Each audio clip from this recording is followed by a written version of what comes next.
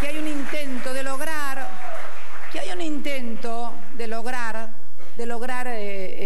crear cuestiones que no son, y la verdad, como también esto que han querido instalar, que el gobierno va a poner techo a las negociaciones salariales y que va a decir cuánto tienen que ganar los trabajadores y demás. Miren, revisando encontré un discurso, que es el discurso, no es un discurso cualquiera, es el discurso del 10 de diciembre del 2007. No lo voy a buscar porque lo recuerdo perfectamente como si fuera hoy.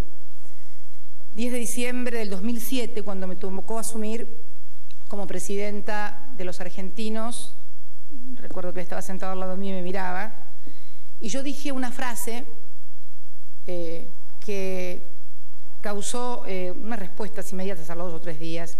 Dije, y lo pueden ver, hay versiones taquigráficas, que yo no venía para ser una presidenta que me convirtiera en gendarme de las utilidades de las empresas, ni tampoco a formar parte de ninguna interna de poder sindical o gremial. Me acuerdo que lo dije, y bueno, creo que en estos años que han pasado lo he cumplido. Merecí una airada respuesta en ese momento también respecto a estas cuestiones, pero ya estamos acostumbrados a esto.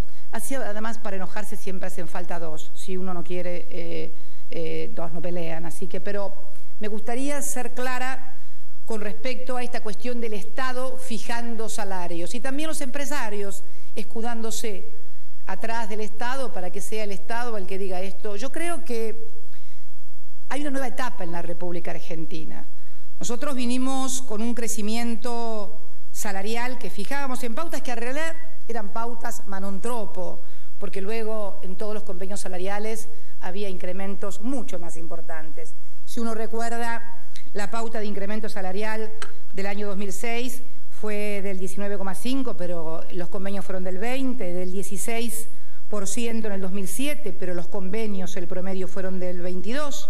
En el 2008 fue del 19% la pauta, pero en los convenios, en la realidad, fue el promedio el 27%. En el 2009 fue del 15,5% y del 19,4% en la realidad de los convenios. Y los 2 años anteriores, 2010, fue el 24% la pauta que se fijaba in voce, pero en los convenios el promedio fue del 29%, y el año pasado fue del 25%, pero en los convenios fue del 30%. Quiere decir que el Estado en realidad nunca intervino fijando la pauta salarial. Siempre fue acordada libremente y como corresponde que sea entre empresarios y trabajadores. Y el Estado en todo caso lo que tiene que hacer es cumplir con la ley de financiamiento educativo y fijar un piso salarial mínimo, porque como ustedes saben, y los señores gobernadores también lo saben, la política salarial docente es un tema de las provincias. La ley lo único que hace, y la nación lo único que hace, es acordar un piso mínimo que tiene que cobrar cualquier docente, y la provincia que no llegue a esa cifra, la nación le da, y luego sí tendrá que pactar, por supuesto, junto con el resto de las partes, el salario mínimo vital y móvil, que también lo hacen primero entre trabajadores y empresarios, y luego, por supuesto, sí ya como patrón cuando negocia el sector de los estatales, que es lo único que le corresponde. Pero yo veo una intención muy clara de querer convertirnos en lo que no somos.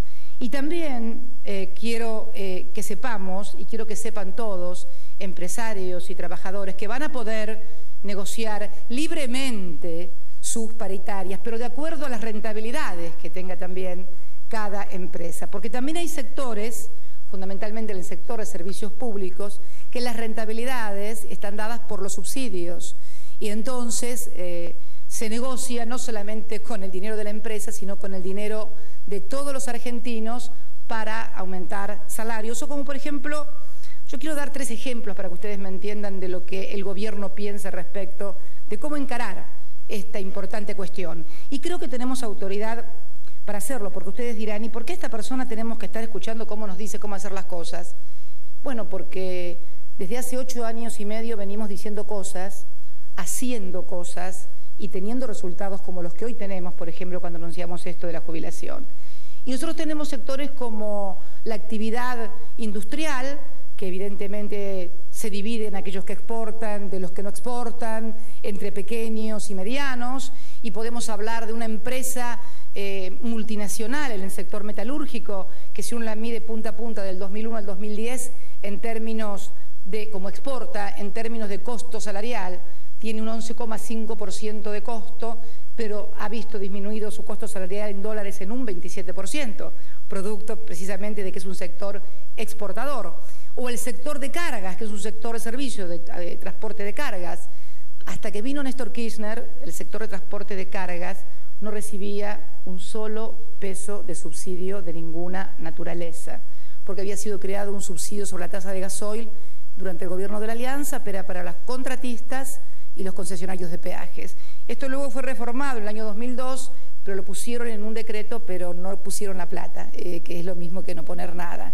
En realidad, los casi 5.000 millones de pesos que se ha colocado en el sector de transporte de cargas y que ha permitido a sus patronales no pagar aportes patronales, a diferencia de otras actividades que sí lo tienen que hacer, exige que todos hagamos un replanteo, porque aumentar sueldos con subsidios del Estado me parece que es una cuestión que debe ser revisada, porque debemos también tornar eficientes las empresas.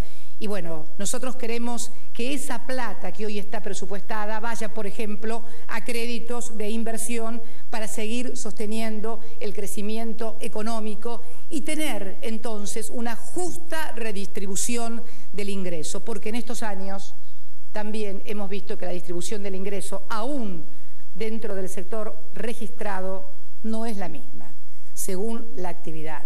Hay actividades que están más retrasadas y hay actividades que por la rentabilidad de las propias actividades han podido conseguir mejores salarios. Hay otras, y voy a dar un caso porque me llamó, yo estuve estudiando mucho todo este tema y ¿dónde está el ministro de Trabajo? Ahí me está, muy bien, cualquier cosa me corrige si me equivoco. Uno puede ver que las actividades que tienen más rentabilidad en realidad tienen un sueldo de convenio, pero en el salario efectivo es más alto. En las que tienen menos rentabilidad, prácticamente hay un equilibrio perfecto entre el convenio y lo que realmente se paga. Pero tuve una sorpresa en el sector de gastronómicos, porque yo cuando escuchaba a determinado dirigente que iban a pedir no se silba a nadie, acá ni en ninguna parte. Bueno, en otra parte si quieren sí, pero acá no. Yo pedía, bueno, ¿cuánto es? Bueno, miren, cuando me manda el ministro, estos son todos datos que hemos sacado del CIPA, o sea, de lo que efectivamente cobra cada trabajador. Acá no hay engaño, me refiero a los registrados. El convenio dice que el trabajador o la evolución del promedio, el salario de convenio es de 4.415 pesos, pero lo efectivamente cobrado en bruto, aquí falta descontar los aportes, es de 2.795 pesos, pero es el único caso, no hay prácticamente ningún otro caso que haya una diferencia tan abrupta. Para que ustedes lo vean, esta es la barra de lo que dice el convenio, o sea, lo que dicen en los diarios que lograron de aumento, y esto es lo que les pagan. Cuando le pregunté al señor de Trabajo por qué era esto, me dijo, ¿sabes por qué es? Porque en realidad ponen eso en el convenio, pero no arreglan por 8 horas, arreglan por 4 horas. Y muchas veces las otras 4 horas son en negro. Esto es lo que pasa.